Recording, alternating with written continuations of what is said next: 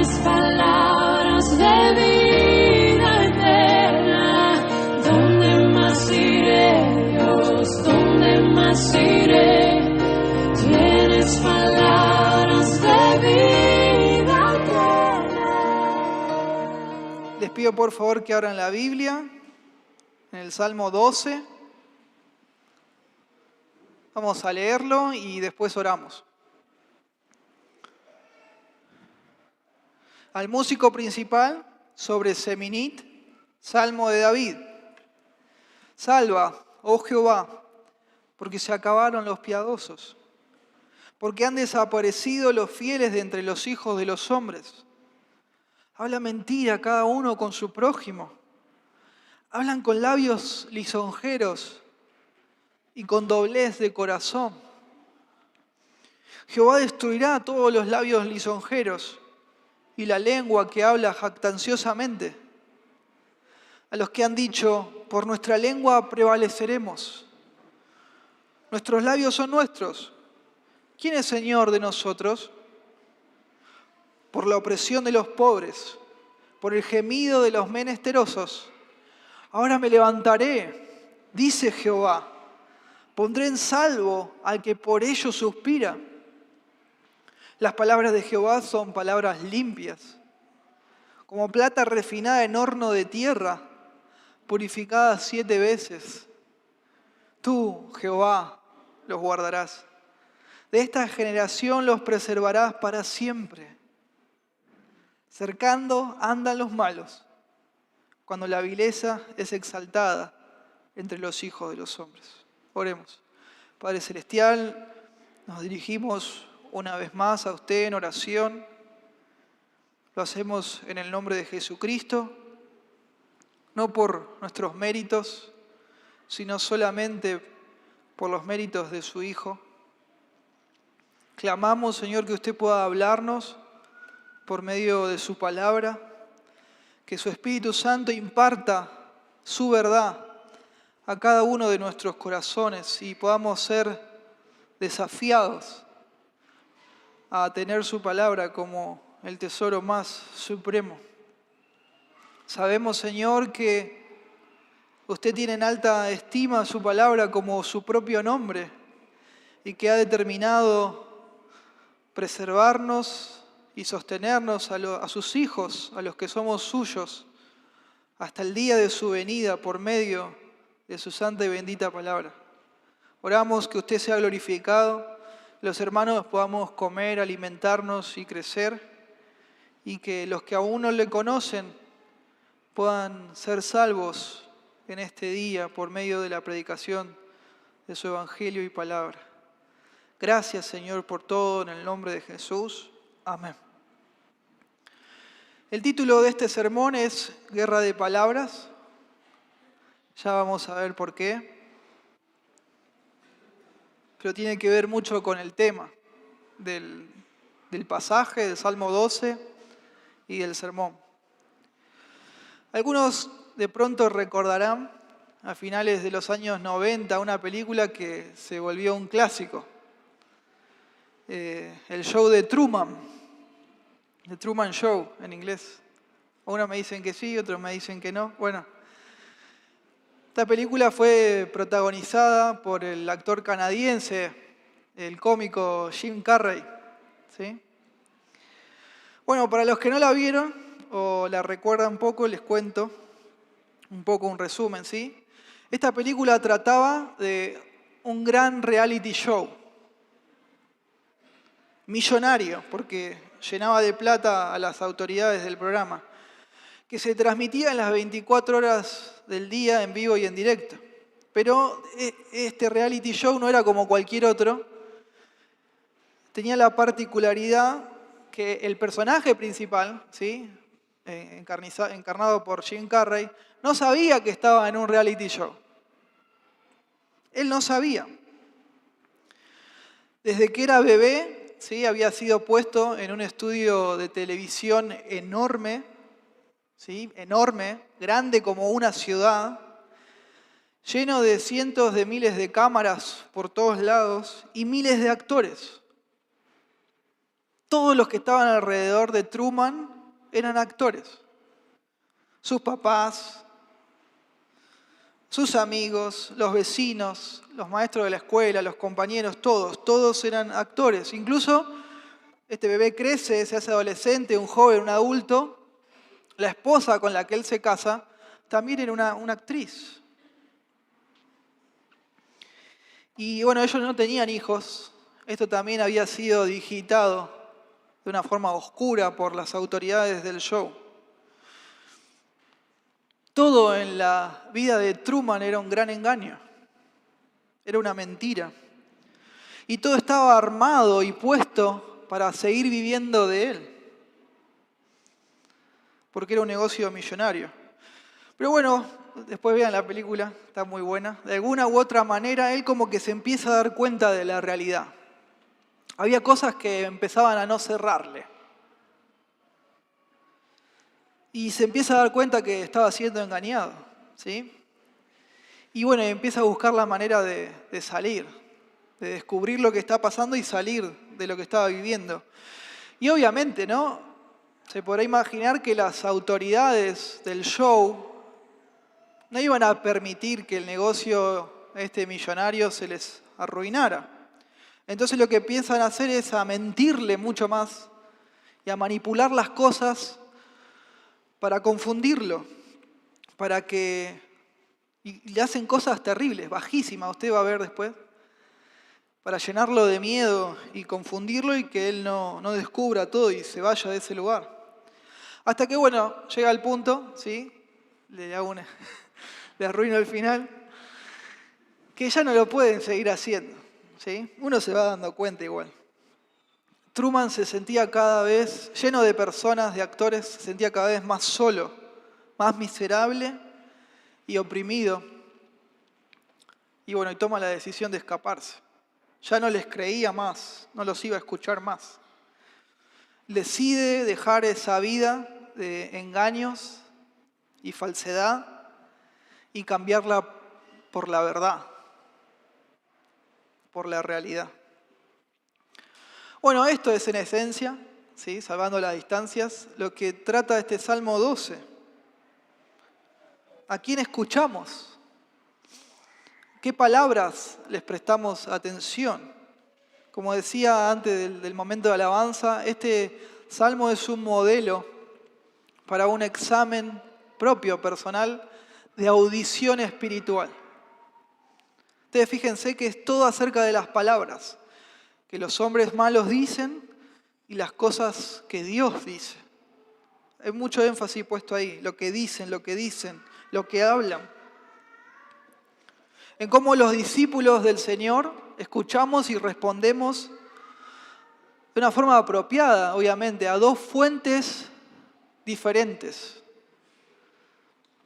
radicalmente opuestas. Las palabras de los hombres malvados versus las palabras de Dios. De esto trata el Salmo. Es un lamento. Tiene 8 versículos, como pudimos ver, llenos de comparaciones muy coloridas. Y es muy curioso, fíjese usted, está bueno tener abierto, ¿no?, la Biblia, más allá que lo pongan en la pantalla,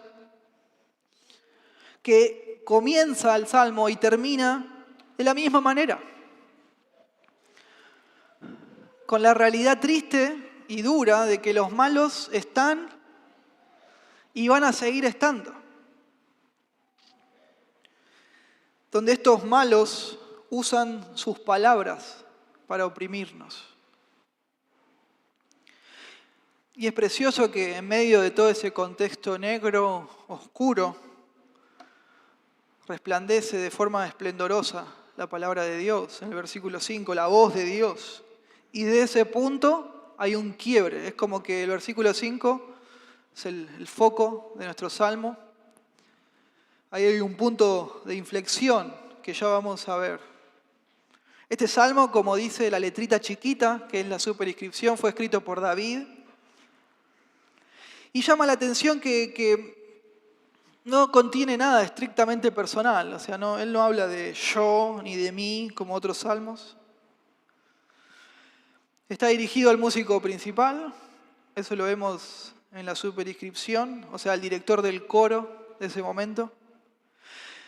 Por eso sabemos que este salmo era usado para cantar en las reuniones que ellos tenían. Y para que pueda ser cantado, les sacaban todos los elementos de contexto para ser cantado en las reuniones. Y esto ya vimos, ¿no? Que es muy interesante, muy precioso, porque es muy fácil para nosotros aplicarlo a nuestras vidas. Nos podemos identificar muy fácil con lo que se cuenta acá y aplicarlo así de forma directa, sin demasiado análisis. Es un buen punto, ¿no? Para recordar que es un justo, según el libro de los Salmos, siempre lo hacemos. Un justo en el libro de los Salmos es alguien que está en un pacto con Dios por medio de la fe. Y también es interesante recordar cuál es el gran tema, ¿no?, de todo el libro de los Salmos.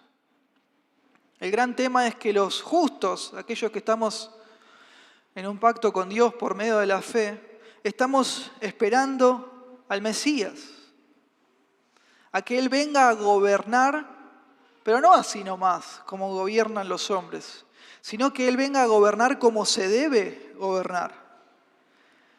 Y mientras lo esperamos, ansiosamente, estamos sufriendo y soportando la opresión de los malos. Y un malo en el libro de los Salmos es alguien que no está en un pacto con Dios por medio de la fe. Y por no estar en un pacto con Él, lo rechazan al Señor. Y rechazan a los que somos del Señor. Y mientras esperamos, soportando la opresión de los malos, este es el tema de todo el libro, sobrevivimos meditando y permaneciendo en la palabra de Dios. ¿Se acuerdan, no? El tema de todo el libro lo dan los Salmos 1 y 2. Y acá está el punto, mucho más tenemos que hacer eso cuando estamos expuestos de forma diaria a las palabras de los malos. Mucho más en este mundo lleno de maldad y engaño. Por eso este Salmo 12 conecta muy bien con el tema del libro. Las palabras de los malos versus las palabras de Dios.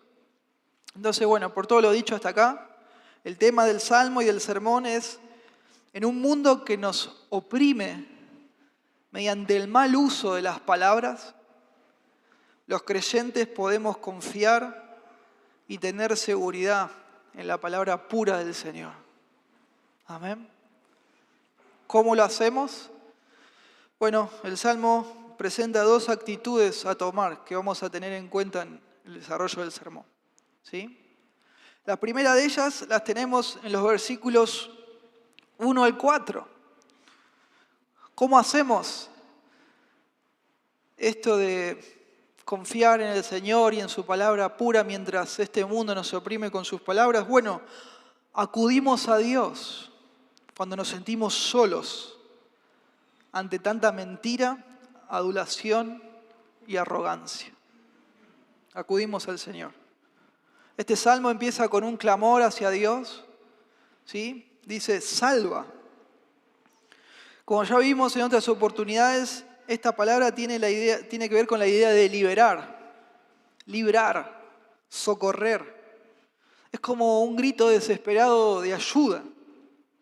¿Y cuál es la razón? ¿Cuál es el motivo? Bueno, el mismo texto lo dice. Fíjese usted, versículo 1.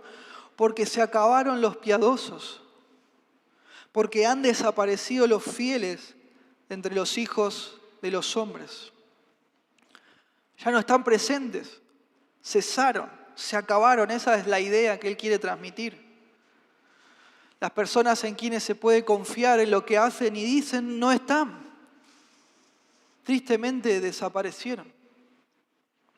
Así se siente y ve las cosas David. Así él está. Se siente solo, aislado. Ustedes recordarán, esto nos hace pensar en Elías, el profeta Elías, luego de esa victoria enorme que Dios le había dado en el monte Carmelo. ¿Se acuerdan? Él se sentía solo, tremendo.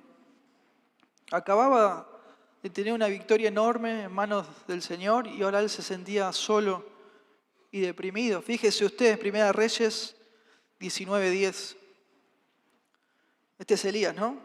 Él respondió: he sentido un vivo celo por Jehová, Dios de los ejércitos, porque los hijos de Israel han dejado tu pacto, han derribado tus altares y han matado a espada a tus profetas. Y solo yo he quedado y me buscan para quitarme la vida. Tremendo. Sabemos que Elías estaba equivocado, ¿no? El Señor estaba con él. Y como si eso ya no bastaba, el Señor le dice que tenía 7.000 fieles para apoyarlo, que él no estaba solo. Por esta razón también David estaba equivocado. Él no estaba solo. Pero bueno, él se sentía de esta manera. Y a veces nosotros nos sentimos así, solos, los que amamos al Señor, los que queremos agradar al Señor con nuestra vida y serle fieles, nos sentimos solos. Pero estamos equivocados, totalmente equivocados. De pronto en el trabajo uno quiere hacer lo que está bien, lo que agrada al Señor, y ya no, nos empiezan a ignorar, a hacer a un lado, a aislar. Puede pasar también en la escuela a los chicos. De pronto saben que ustedes vienen a la iglesia con papá y mamá, que aman al Señor y que no hacen ciertas cosas y ya empiezan a sufrir el ser aislados. Mucho más adelante, luego en la secundaria o en la universidad. La universidad es tan triste, en lugar de haber una apertura, ¿no? Una multiplicidad de pensamientos, que es lo que la palabra universidad significa. Es todo lo contrario. Es un monopensamiento y si uno de pronto no se adhiere, es excluido, te aíslan. Incluso puede pasar hasta en casa, esto de ser aislado, en la familia. Familiares lo aíslan a uno mediante el uso de sus palabras, mediante el mal uso de la palabra. Lo dejan solo a uno por su fidelidad al Señor, por no querer compartir o consentir el pecado. Mismo las buenas personas que están en los gobiernos, porque las hay, claro que las hay, a veces se cae en la generalización, pero hay. Incluso hermanos nuestros en los gobiernos que se sienten solos ante tanta corrupción, mentira, atajo y trampa. Y es así, bien ellos podrían hacerse ecos de estas palabras, ¿no? Han desaparecido los fieles. Estoy solo. Bueno, el versículo 2, fíjese, usted presenta el otro lado de esta realidad, de este lamento. Los fieles desaparecieron, pero los mentirosos y los fraudes y sus fraudes no. Esto es tremendo y peor todavía, parece como que tomaron el control. Fíjese usted, versículo 2. Habla cada uno mentira con su prójimo. Hablan con labios lisonjeros y con doblez de corazón. David está rodeado. No de personas rectas y de confianza, sino de personas fraudulentas, mentirosas. Personas que hacen uso de la palabra no para promover el bien y la justicia, sino sus propios objetivos malvados. Así está David. Usan sus palabras para oprimir. Más que comunicarse con las personas, lo que buscan hacer es manipularlas, oprimirlas usando mal las palabras. Fíjese usted, versículo 2. Ellos, y aclara, ¿no? Cada uno hablan mentira, mienten y mienten. Fíjese usted, versículo 2. Habla mentira cada uno con su prójimo. Ni siquiera a su más próximo, a su vecino, al que tiene al lado, le dicen la verdad. Ni siquiera. Espantoso. Espantoso. Esta palabra mentira tiene la connotación de algo vano, vacío y al mismo tiempo de engaño, de falsedad. es algo cargado de irresponsabilidad y de deshonestidad. Esas charlas que tienen no tienen ningún buen propósito. Nada provechoso, corroen, son charlas que corroen toda relación humana y la arruinan. Además de hablar mentira, ellos también adulan. ¿Qué es esto de adular? Fíjese usted, la segunda parte del versículo 2. Hablan con labios lisonjeros, labios suaves, es la idea en el hebreo. Ellos exageran las cosas según su conveniencia, porque son interesados a la hora de hablar. Esto de adular va un poco más allá de hablar vanidad, porque aparte, la adulación, aparte de ser vacía y engañosa, tiene la motivación de querer sacar algo a cambio, de sacar provecho. Y así se manejan las personas que no conocen al Señor. Según Daniel 11:32, es la forma de hablar del anticristo y del falso profeta, Apocalipsis 13:11. Y según el pastor Judas, es también la forma en la que se manejan los falsos discípulos. Fíjese usted, Judas 1:16.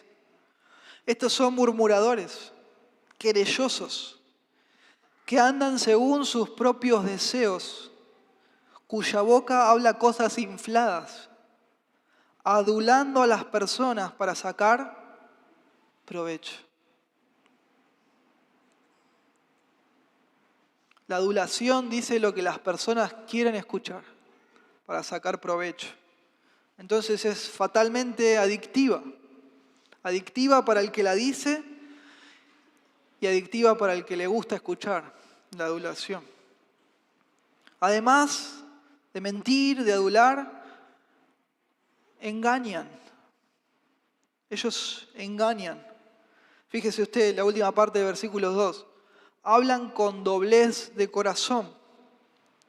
En el original hebreo es con corazón y corazón. Como decimos nosotros, tienen un doble discurso. Hacen un mal uso de las palabras para justificar, para suavizar, para legitimar la maldad. Y como ilustración de esto, porque pienso en una, pero se puede aplicar a todo, absolutamente a todo lo que estamos acostumbrados a ver. Podemos pensar en el aborto y todas las palabritas y el vocabulario, el lenguaje que se inventó para legitimar el aborto. Usted sabe, ¿no? Mi cuerpo, mi decisión. Es un tema de salud pública. Es una interrupción del embarazo. El bebé es un conjunto de células.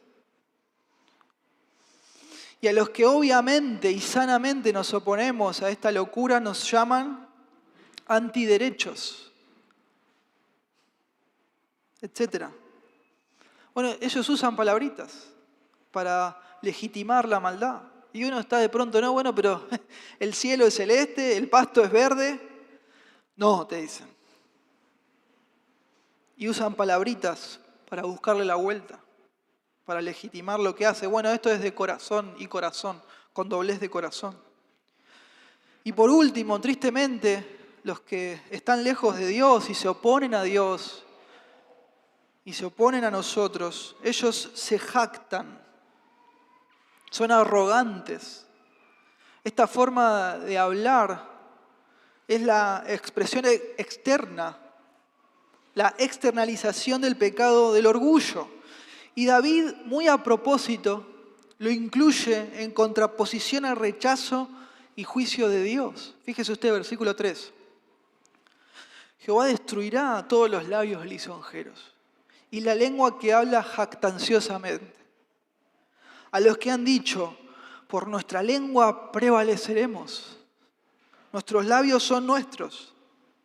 ¿Quién es Señor de nosotros? Qué impresionante. Qué arrogancia. Ellos dicen, vamos a vencer por nuestras palabras. Si mentimos, engañamos, adulamos, ¿Quién nos va a pedir cuentas? ¿Quién es Señor sobre nosotros? Es la negación, hermanos, de toda responsabilidad y autoridad superior. Ellos no dicen, no anuncian iniciativas verdaderas para ayudar a los pobres y necesitados. No, sino que se jactan de sus propios planes para alcanzar sus objetivos, sus ambiciones, sus intrigas, mientras que al mismo tiempo suavizan lo que dicen para ser escuchados. Y ellos creen que controlan las cosas con sus palabras, pero no es así, es todo lo contrario. Ellos dicen, bueno, ¿quién es Señor sobre nosotros? ¿Y quién es? Dios. Dios. Dios es su Señor, lo crean o no, lo amen o no, lo teman o no, lo sirvan o no. El famoso escritor francés, Voltaire, que vivió gran parte de su vida durante el siglo XVIII, él fue un deísta, hoy vemos eso en la escuela bíblica. No fue ateo, como algunos sostienen, sino que fue un deísta. Pero algunos creen que fue el peor enemigo del cristianismo en esos años. Creía en Dios, pero era un enemigo acérrimo del cristianismo, del Dios de la Biblia. Y él una vez escribió, dentro de 20 años el cristianismo ya no existirá. Mi única mano, dice él, destruirá el edificio que 12 apóstoles necesitaron levantar. Mire esa arrogancia. Y dijo además, y en 50 años nadie recordará al cristianismo. En 20 años iba a dejar de existir y en 50 ya nadie se iba a acordar de él, del cristianismo. Mire usted la falsedad, la arrogancia. Y obvio que no pudo vencer a Dios con sus palabras, claro que no. Como nadie en toda la historia ha podido jamás, por más que se insista y se insista, no pueden contra el Señor. Incluso un dato curioso de la historia, 50 años después que él dijo esto, escribió esto, la Sociedad Bíblica de Ginebra compró la casa del fallecido Voltaire y puso su sede en ese lugar. Mire usted, para difundir la palabra de Dios en ese lugar donde muchos años él había usado para atacar a Dios y a su pueblo. El médico de este hombre, de Voltaire, fue un tal Trochim. Y él estuvo en los últimos momentos de su vida. Y él relata que las últimas palabras de Voltaire fueron las siguientes. Noten por qué. Es impresionante. Él dijo, estoy abandonado por Dios y por el hombre. Te daré la mitad de lo que valgo si me das 6 meses de vida.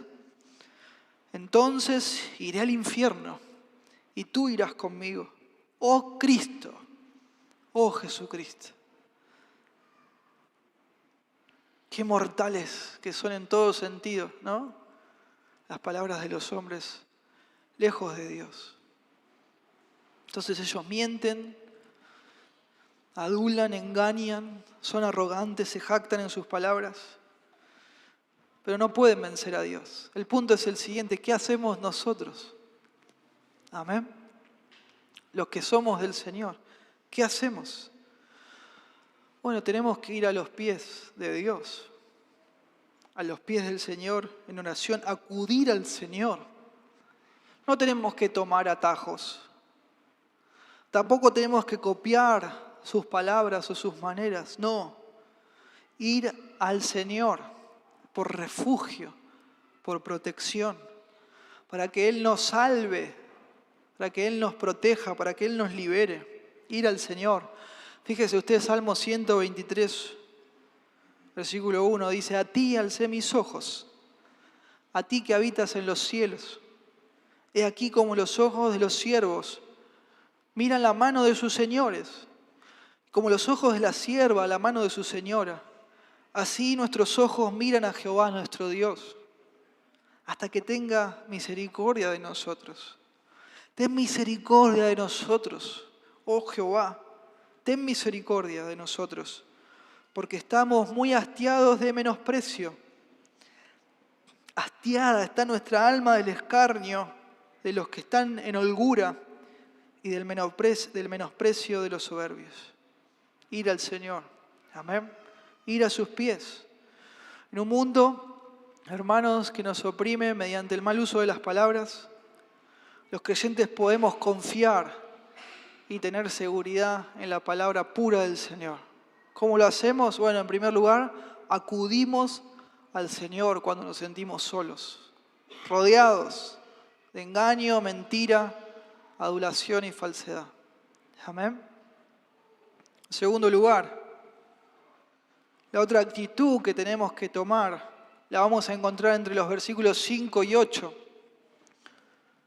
¿Cómo hacemos esto de confiar en el Señor y perseverar en este mundo de engaño? Bueno, nos refugiamos en Dios y en su palabra pura. Y esta parte es interesante, aun cuando las cosas no cambien. Porque así es como termina el Salmo, ya vamos a ver. En esta parte, del versículo 5 al 8, nos encontramos con la contraposición a las palabras de los hombres. Nos encontramos con las palabras puras del Señor, que sanan. Las palabras de los hombres dañan, pero las palabras del Señor sanan. Y nos encontramos también al mismo tiempo con una joya, no solo del Salmo, sino de todo el libro de los Salmos, sino porque también de la Biblia. Versículo 5, centre su atención ahí, es Dios hablando directamente, en forma de oráculo, podríamos decir. Y es atípico encontrar esto en la Biblia, es la primera vez que sucede en los Salmos, después va a suceder en el Salmo 60, 81 y 95. Fíjese usted, versículo 5. Por la opresión de los pobres, por el gemido de los menesterosos, ahora me levantaré. ¿Quién dice? Dice Jehová. Directamente Él está hablando. Pondré en salvo al que por ello suspira. Precioso. La voz de Dios. El Señor hablando directamente en forma de oráculo. Impresionante. Los malos oprimen a los que somos del Señor con sus palabras. Los justos gemimos, suspiramos por un alivio de tanta maldad, engaño, de tanta tiranía. Suspiramos, anhelamos la intervención justa y amorosa del Señor. Y Dios interviene. Dios interviene. Y en esta parte está el punto de inflexión que decía al principio, el punto de quiebre, donde está la voz de Dios brillando como un faro poderoso y refulgente. ¿Y cómo es que interviene Dios? ¿Cómo interviene el Señor? ¿Cómo nos pone a salvo? Con sus palabras. Con su palabra bendita. Con la fuente de vida, el manantial, el río de paz, el oasis que necesitamos por nuestras almas cansadas y cargadas, la voz de Dios. A uno podrá decir, bueno, pero no sé, yo quería un rayo exterminador, ¿no? Que me ayude. No, con su palabra. Y es mejor. Y es mejor. Porque Dios es omnisciente, hermanos, omnipotente. Él sabe lo que es mejor. Y nosotros nos humillamos ante Él. Nos sometemos ante Él y su voz. Fíjese usted, versículo 6. Las palabras de Jehová son palabras limpias, como plata refinada en horno de tierra, purificada 7 veces. No es cualquier cosa. Y no es un sentimiento subjetivo que tenía David acerca de la palabra de Dios. No es algo que a él se le ocurrió o que a él le parece. No, es un hecho demostrado. Son palabras limpias, puras, purificadas 7 veces en horno de barro. ¡Qué tremendo! Las palabras de Dios son palabras puras. Es un término que nos tiene que hacer pensar en las leyes ceremoniales de Israel. Transmite la idea de estar limpio, sin defectos, sin fallas de ningún tipo. Y esto nos hace pensar en la doctrina de la inerrancia bíblica.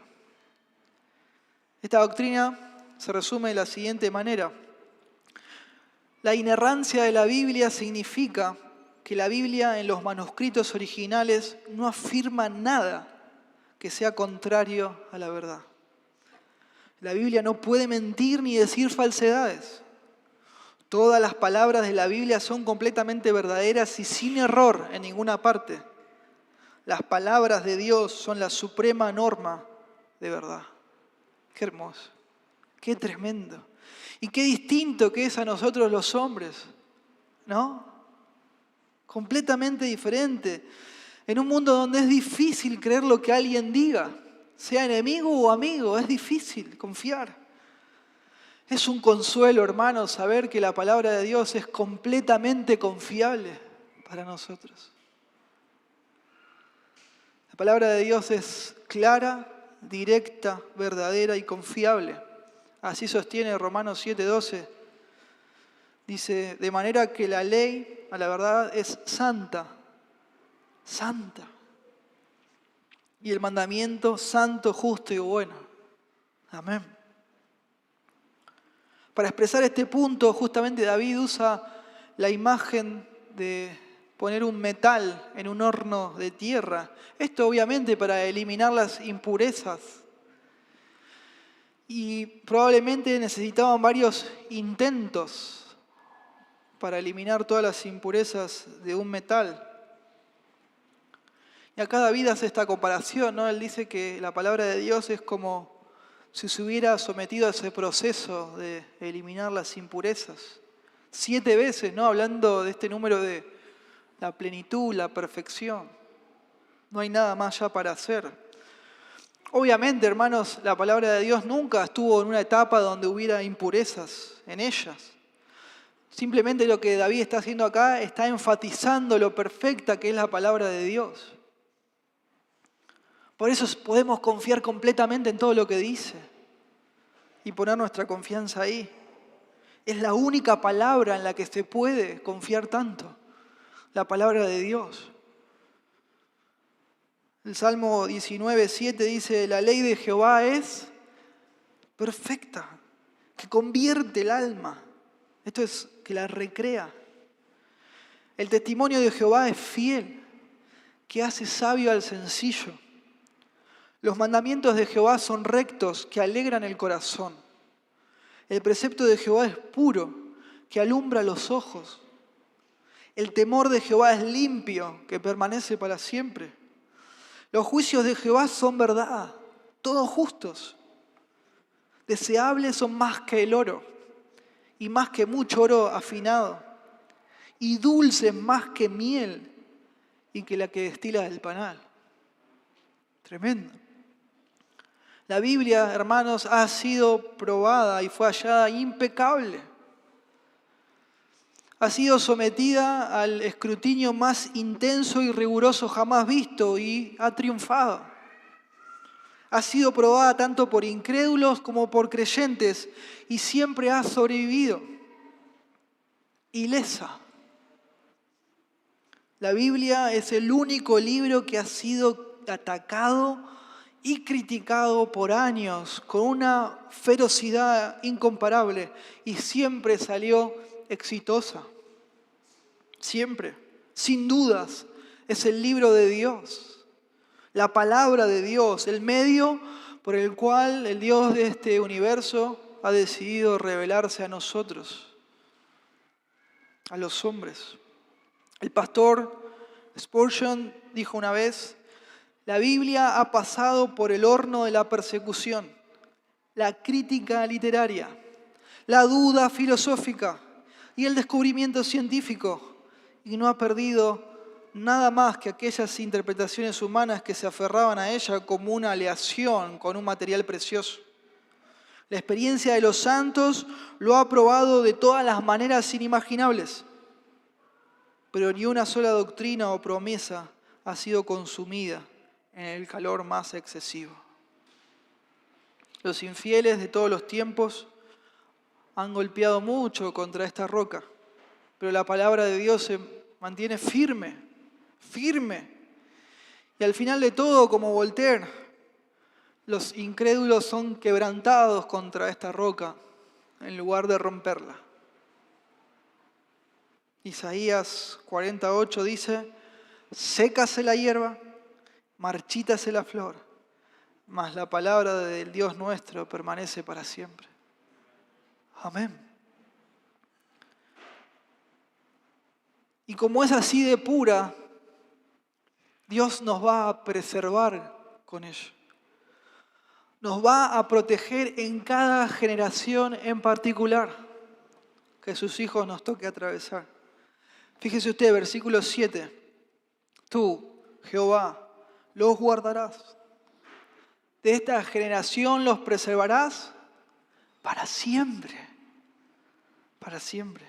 ¿Hasta cuándo va Dios a preservar a su pueblo? Hasta siempre. Para siempre. En cada generación. Dios al final de los tiempos, ¿no? Ya sabemos, no por este salmo, sino por otros que vimos, va a destruir toda arrogancia y deshonestidad. Pero hasta que pase eso, nos sostiene, nos protege, nos preserva. No nos dice que va a eliminar inmediatamente todo problema, sino que va a preservar a su pueblo a través de los problemas. Y en este caso, ¿no? La opresión de las palabras de los malos.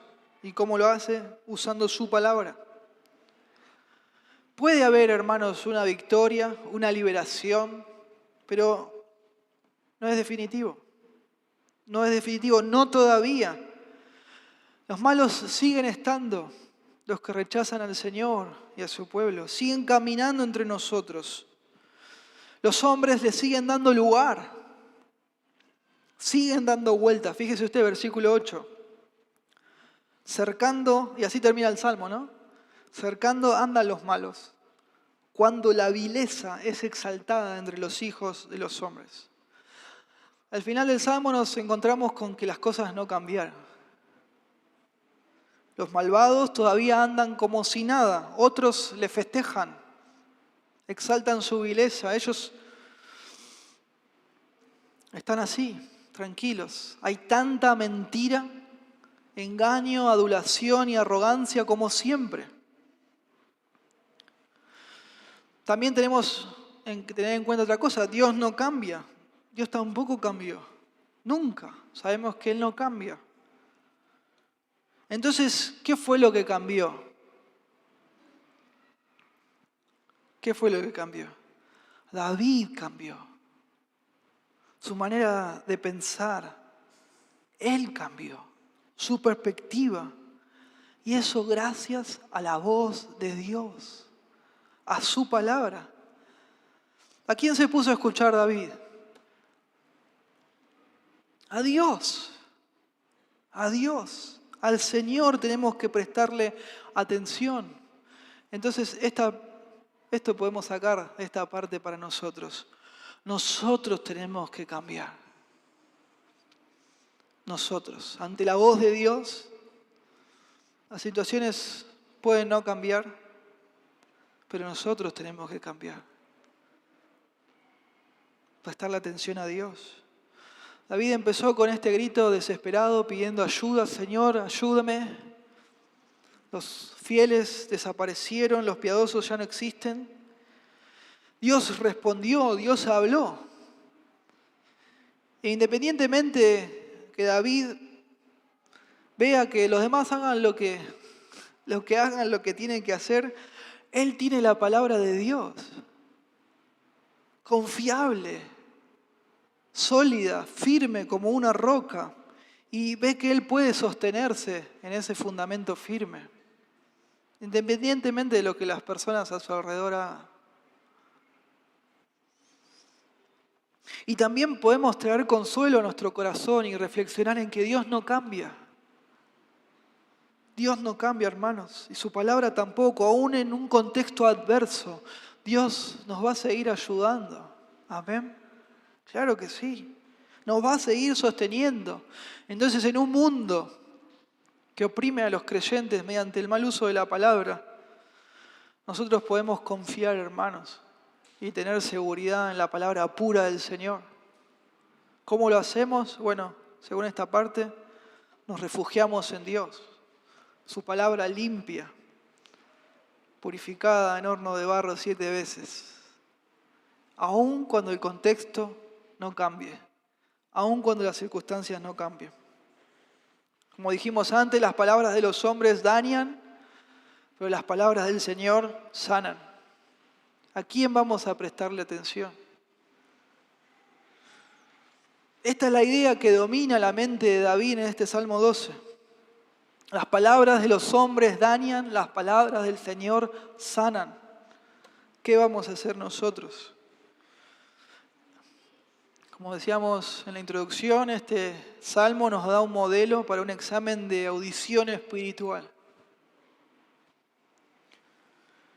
Los que somos del Señor tenemos que escuchar y responder apropiadamente a estas dos fuentes de palabras, radicalmente opuestas, las palabras de los hombres versus en contra de las palabras de Dios y viceversa. La palabra de Dios es pura y es verdad. Lo que informa la palabra de Dios es completamente exacto. Lo que enseña es apropiado y correcto. Lo que promete es seguro. Así es. Puede que a la gente no le guste siempre lo que diga la Biblia, pero dice la verdad. Entonces, como dice la verdad verdadera, nosotros los creyentes podemos construir nuestras vidas sobre ella. Amén. Sobre la roca. El pueblo de Dios tiene que leer la palabra, aprenderla, confiar en ella, vivirla y compartirla con aquellos que necesitan escuchar la verdad. Hermanos, este Salmo 12 es un llamado a la palabra de Dios. Dios nos llama, nos convoca a comer la Biblia todos los días, a leerla, a estudiarla, a meditar en ella, a escucharla predicada, a escucharla en audio, a leerla en diferentes versiones, a memorizarla. Fíjese usted Romanos 12:2. Romanos 12:2. No se conformen a este siglo, sino transfórmense por medio de la renovación de su entendimiento, para que comprueben cuál sea la buena voluntad de Dios, agradable y perfecta. Colosenses 3:16. La palabra de Cristo mora en abundancia en ustedes, enseñándose y exhortándose unos a otros en toda sabiduría, cantando con gracia en sus corazones al Señor, con salmos e himnos y cánticos espirituales. Juan 6:63. Este es el Señor Jesús hablando. El Espíritu es el que da vida. La carne para nada aprovecha. Las palabras que yo les he hablado son espíritu y son vida. Versículo 66.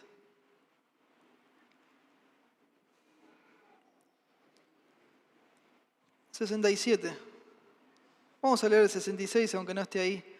Desde entonces muchos de sus discípulos, entre comillas, volvieron atrás y ya no andaban con él. Versículo 67. Dijo entonces Jesús a los 12, ¿quieren acaso irse también ustedes? Le respondió Simón Pedro, Señor, ¿a quién iremos? tú tienes palabras de vida eterna. Amén.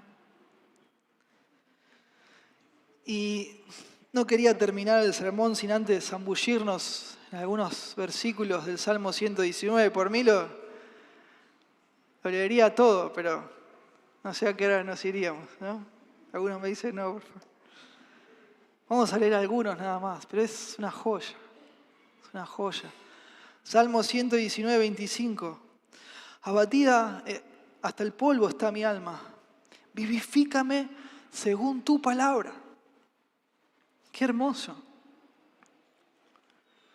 Versículo 28. Se deshace mi alma de ansiedad. Susténtame según tu palabra. Versículo 49. Acuérdate de la palabra dada a tu siervo, en la cual me has hecho esperar. Ella es mi consuelo en mi aflicción, porque tu dicho me ha vivificado. Los soberbios se burlaron mucho de mí, mas no me he apartado de tu ley. Me acordé, oh Jehová, de tus juicios antiguos y me consolé. Versículo 55. Me acordé en la noche de tu nombre, oh Jehová, y guardé tu ley. Estas bendiciones tuve porque guardé tus mandamientos. Versículo 61. Compañías de impíos me han rodeado, mas no me he olvidado de tu ley. Versículo 72. Mejor me es la ley de tu boca que millares de oro y plata. 92. Si tu ley no hubiese sido mi delicia, ya mi aflicción hubiera perecido. Nunca jamás me olvidaré de tus mandamientos, porque con ellos me has vivificado. Precioso. Versículo 97. Oh, cuánto amo yo tu ley. Todo el día es ella mi meditación. 98. Me has hecho más sabios que mis enemigos con tus mandamientos, porque siempre están conmigo. 103. Cuán dulces son a mi paladar tus palabras, más que la miel a mi boca. 140. Sumamente pura es tu palabra, y la ama tu siervo. 144. Justicia eterna son tus testimonios. Dame entendimiento y viviré. 153. Mira mi aflicción y líbrame, porque de tu ley no me he olvidado. Defiende mi causa y redímeme. Vivifícame con tu palabra. 160. La suma de tu palabra es verdad, y eterno es todo juicio de tu justicia. 62. Me regocijo en tu palabra, como el que haya muchos despojos. La mentira aborrezco y abomino, tu ley amo. 64 y terminamos con el 65. 7 veces al día te alabo, a causa de tus justos juicios. Muchas paz tienen los que aman tu ley, y no hay para ellos tropiezo. Amén. Hermanos, nuestro Señor Jesucristo usó la palabra de Dios cuando el enemigo mayor, Satanás, vino a tentarlo con toda tentación. Fíjese usted, Lucas 4, versículo 3. Entonces el diablo le dijo: si eres hijo de Dios, di a esta piedra que se convierta en pan. Jesús respondiéndole dijo, ¿qué le dijo? Escrito está. Escrito está. No solo de pan vivirá el hombre, sino de toda palabra de Dios. Amén. Amén, claro que sí. Y le llevó el diablo a un alto monte y le mostró en un momento todos los reinos de la tierra. Y le dijo el diablo: a ti te daré toda esta potestad y la gloria de ellos, porque a mí me ha sido entregada y a quien quiero lo doy. Si tú postrados me adorares, todos serán tuyos. Respondiendo Jesús, le dijo, ¿qué le dijo? Vete de mí, Satanás, porque escrito está. Escrito está. Al Señor tu Dios adorarás y a Él solo servirás.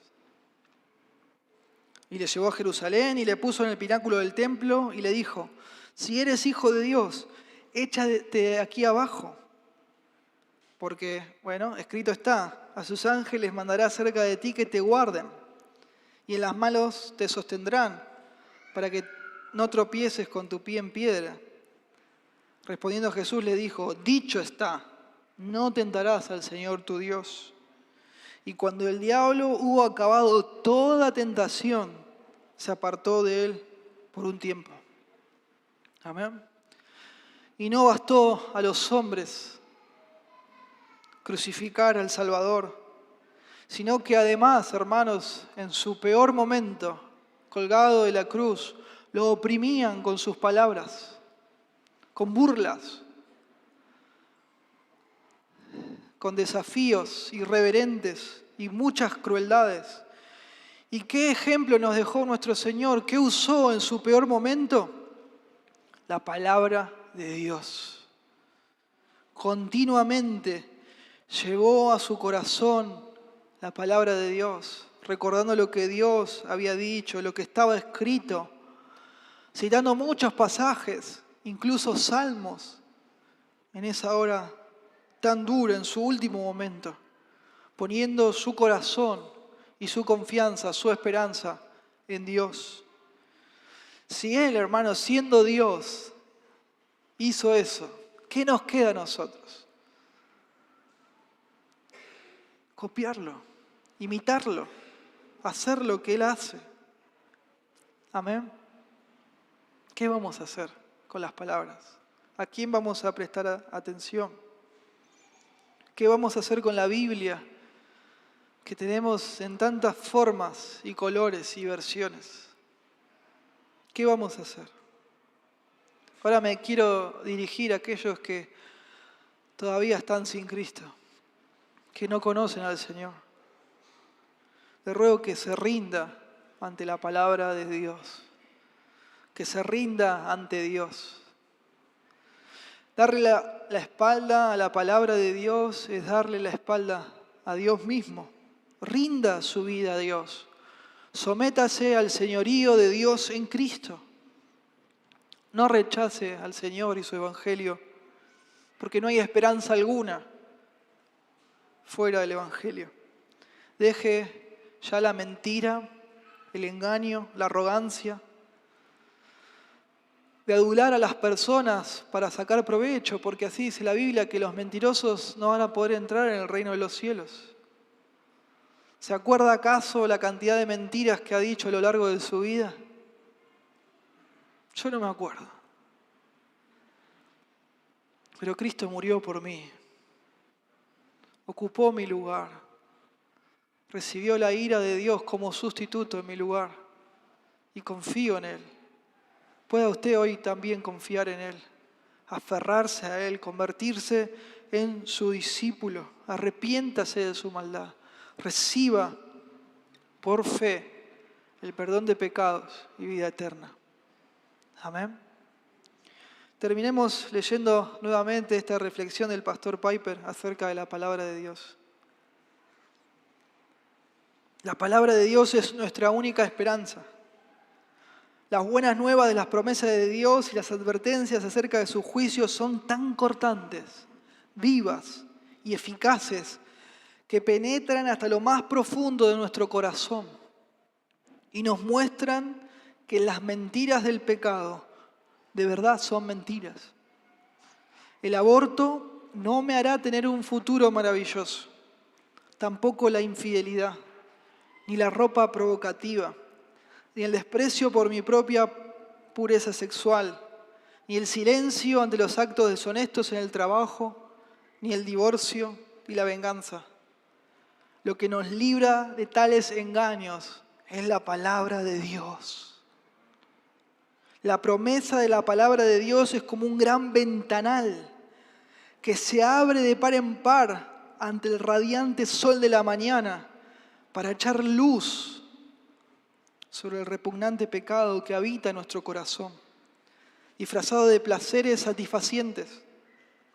Dios nos ha dado sus buenas nuevas, sus promesas en la palabra, para protegernos del profundo engaño del pecado que intenta endurecer nuestro corazón, tentarlo, alejarlo de Dios y conducirlo a destrucción.